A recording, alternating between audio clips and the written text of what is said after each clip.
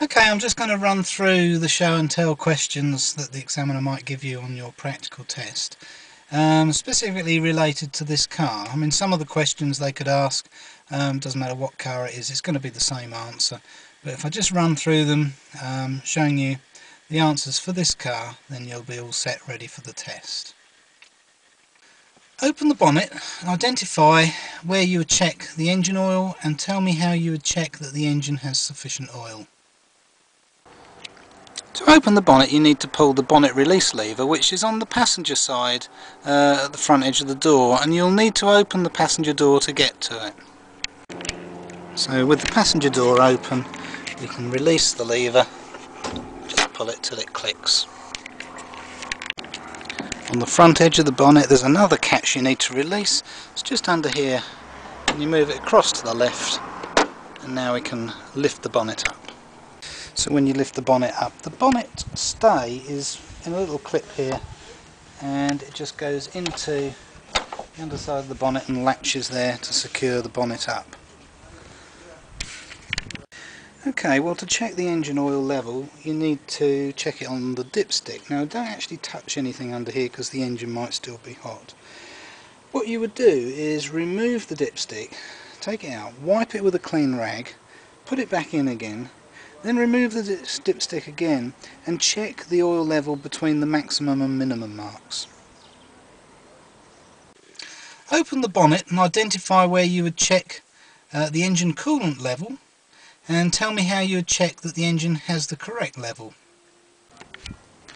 To check you've got sufficient engine coolant, well, this is the container for the engine coolant. And you do have a maximum and a minimum mark on the engine coolant container, so long as you're between those two marks, then you've got sufficient. Identify where the windscreen washer reservoir is, and tell me how you would check the windscreen washer level. To check you have sufficient windscreen washer fluid, it's this container here. It's actually got a picture of a windscreen on it and water being squirted up. Now to actually check how much water you've got in there, it's a visual check in the side of the plastic tube here, and there's a blue liquid, and I can see it's at that level there. There is no maximum minimum marks for this one. Open the bonnet and identify where the brake fluid reservoir is, and tell me how you would check that you have a safe level of hydraulic brake fluid. The hydraulic brake fluid is in this container here. It does actually say on the cap brake fluid, so there's a clue as to where it is. On the side of the container it has actually got maximum and minimum marks. Not so easy to see the minimum one, which is right at the back. But again, if the fluid level is between those two marks, then you've got sufficient. Show me and explain how you would check that the power assisted steering is working before starting a journey. Okay, to check if the power assisted steering is working, first of all I'm going to check that I'm in neutral and that the handbrake is on. Then I'm going to pull down on the steering wheel as if I'm trying to turn it, and then I'm going to start the engine, and I should feel the power steering kick in. There. Tell me where you'd find the information for the recommended tyre pressures for this car, and how should the tyre pressures be checked. The tyre pressures for this car can be found in the manufacturer's handbook or the owner's handbook. To check the tyre pressures, use a reliable tyre pressure gauge, or you could take your car to a garage and get them to check it for you. Tyre pressures should be checked when they're cold. Remember, you're checking all 5 tyres, so that's the 4 tyres on the car plus the spare. Remember to replace the valve dust cap after you've finished checking your tyres. Show me how you would check that the parking brake or handbrake hasn't got excessive wear, and make sure you keep safe control of the vehicle. Okay, so to check the handbrake, well, first of all I'm going to apply the foot brake to keep safe control of the car, because I'm going to take the handbrake off. So I take the handbrake off, lower it all the way to the floor, reapply the handbrake, feel the tension and make sure that it locks in position and that the lever hasn't come too far up, there isn't excessive travel on it. Show me how you would check that the direction indicators are working. Okay, if I put the hazard warning light switch on, all the indicators are now flashing. I'm just going to go and have a walk around the car and make sure all the indicators are working.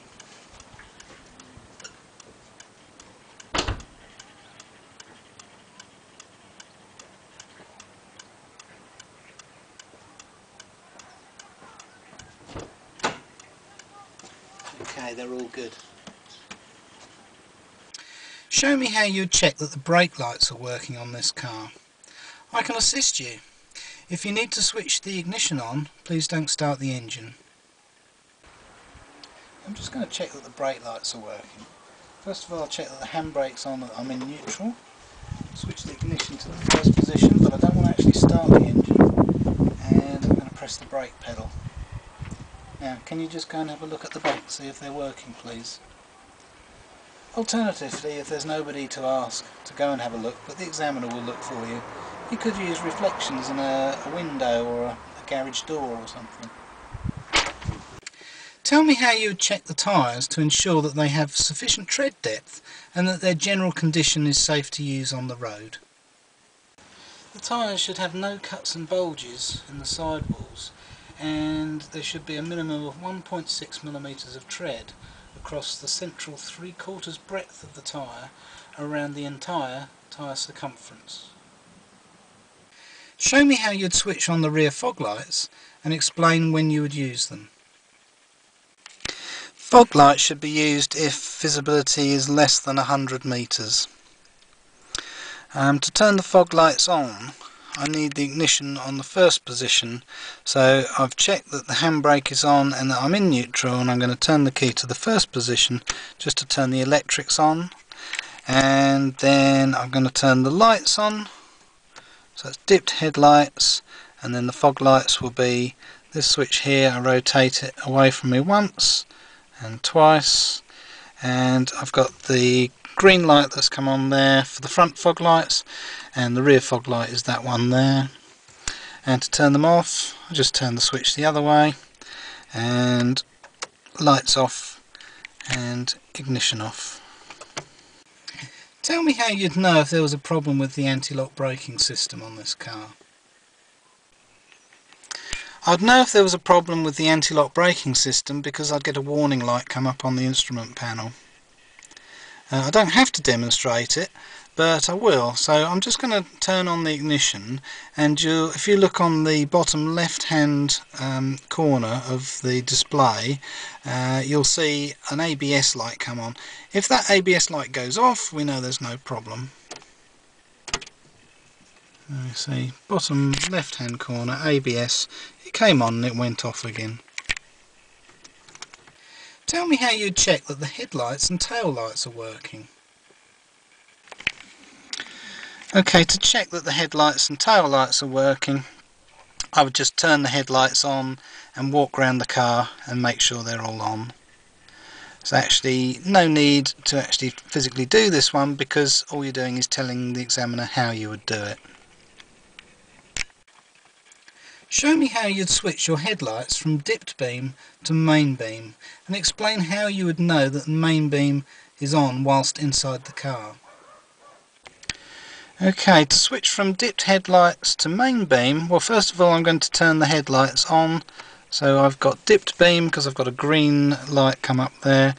To switch to main beam, I pull the control stalk towards the steering wheel and it clicks, and I now have a blue light telling me I'm on main beam.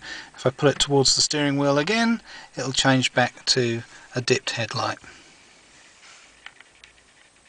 Tell me how you'd check the brakes are working before starting a journey. Brakes shouldn't feel spongy or slack when you press the pedal, and also when you drive away the car shouldn't pull to one side when you brake. Tell me how you'd make sure that your head restraint is correctly adjusted so it provides the best protection in the event of a crash. The head restraint should be adjusted so that your eye line or the top of your ear is level with the central part of the headrest. Some headrests aren't adjustable. Some headrests will actually tilt forwards, but these ones are fixed, they just go up and down. Show me how you'd check that the horn is working. Okay, so to demonstrate if the horn's working or not, just press any of this central part of the steering wheel. And it's quite a firm press, and the horn will go off. Show me how you would clean the windscreen using the windscreen washer and wipers. Okay, to wash and wipe the windows, I'm just going to turn the ignition key to the first position to make the electrics live, having checked that the handbrake is on and that we're in neutral. Then I pull the wiper stalk towards the steering wheel and hold it until I get a squirt of water come up, and the wipers will wipe about 3 times and then go back to the off setting or whatever setting it was on before you did the wash wipe. Show me how you'd set the demister controls to clear all the windows effectively, and this should include both the front and the rear screens. Okay, to set the ventilation controls to demist the windows, let's turn the airflow one so that it's on windscreen. That's the fan. I'm going to put it on 4, which is the full setting, so again it's the windscreen symbol. This one I'm going to turn to full hot. Again, it's the windscreen symbol. Now I'm getting a hot blast of air on the windscreen. And to demist the rear window, I'm just going to press this button here. It doesn't do anything without the engine running, but I'm just demonstrating how you would do it. And that activates the heated rear window element. Remember to turn the controls back to where they were before you started, otherwise you're going to end up with a bit of a sauna. Let's turn that back to cold. Okay, so I hope you found that useful. I will be going through the questions with you in the car, and I will give you a printed copy of the questions for you to take away. You can also download the questions from our website. Okay, bye for now then.